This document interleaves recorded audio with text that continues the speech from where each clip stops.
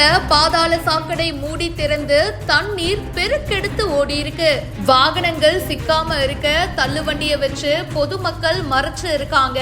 இந்த வீடியோ இப்போ சமூக வலைதளங்கள்ல வெளியாகி பெரும் பரபரப்பை ஏற்படுத்தி இருக்கு.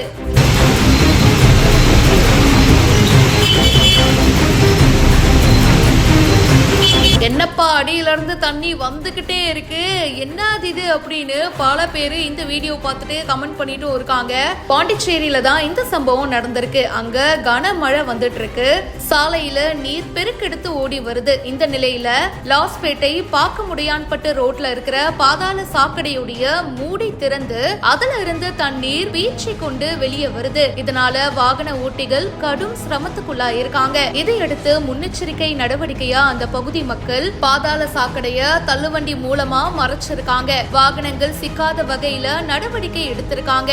ஆமாங்க, எதுவுமே வைக்கலனா தப்பி தவறி ஏதாச்சும் ஒரு வாகனமோ யாராச்சும் வந்து விழுந்துட்டா ரொம்பவே அசம்பாவிதம் ஆயிடும் இல்லையா? அதனால அந்த பகுதி மக்கள் இப்படி ஒரு விஷயத்த பண்ணிருக்காங்க. மழை வந்துட்டு இருக்கிறதுனால தள்ளுவண்டிய அடித்து செல்லும் சூழலும் இருக்கு. இந்த சம்பவமானது நேத்து நடந்த நிலையில அதிகாரிகள் இன்னைக்கு காலையில தேவையான நடவடிக்கைகளை மேற்கொண்டு இது சரி செஞ்சிருக்காங்க.